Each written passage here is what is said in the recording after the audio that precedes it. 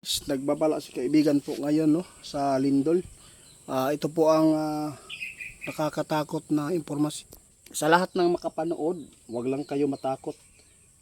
Lagi naman po nakasagupa tayo ng Lindol. Mayroon lang pong babala si kaibigan. Sa lahat ng makapanood sa amin ngayon ay ito po ang ating iwasan para hindi tayo mapapahamak, kaibigan. Mayroon talaga impormasyon.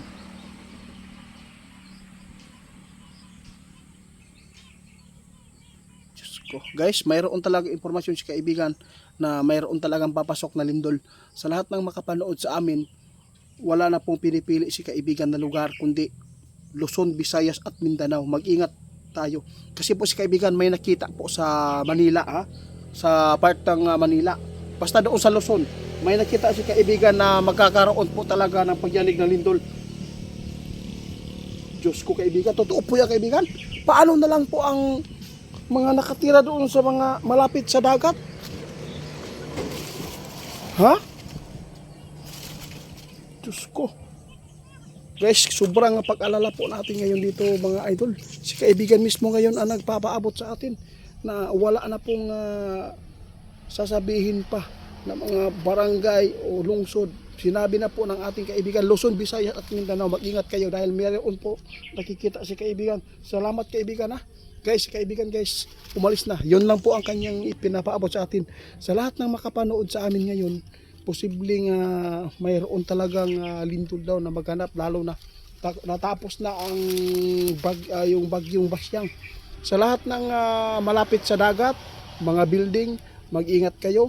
Doon sa Luzon, guys, nakitaan ni kaibigan talaga na mayroon po makasagupa ng pagyanig ng lindol. Kaya agad siyang nagpaabot. Maraming salamat kaibigan sa inyong kabutihan talaga sa mga tao na kung ano man po ang nakikita ninyo ay lagi po ninyong itong ipinapaabot sa amin.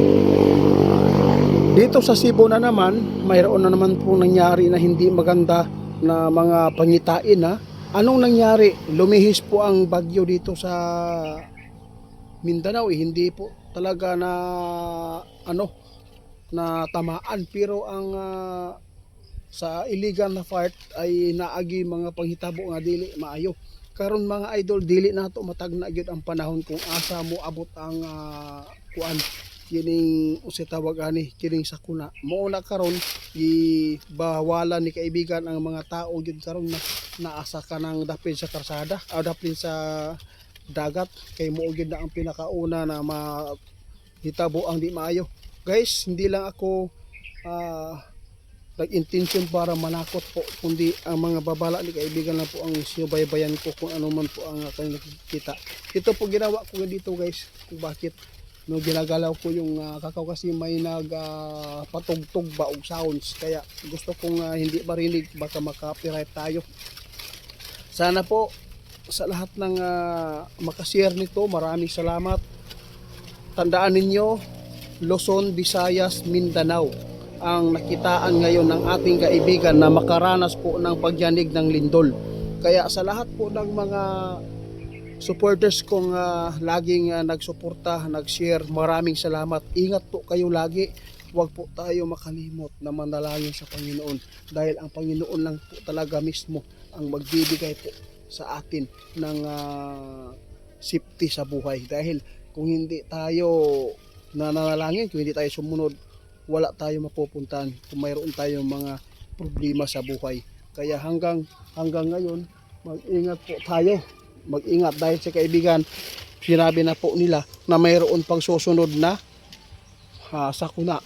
Tulad po ng lindol, bagyo.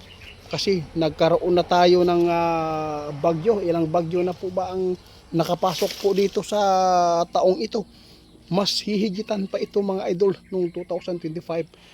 Kaya tandaan ninyo sa bear month. Sa bear month po, ngayon po ang dapat ninyong paghandaan dahil isa po itong nakakatakot na buwan sa mga kalamidad dahil po mayroon po nakikita si kaibigan na dodoblihin pa ang nangyayari noong 2025 na mga lindol. Kaya abangan po ninyo ang kasunod natin na mga impormasyon dito kaibigan. Hindi naman po si kaibigan gawa ng mga impormasyon na para lang matakot at wala naman tayong mga views po dito mga idol. Ang sa amin makapaghatid kami ng salamat yung mga babala.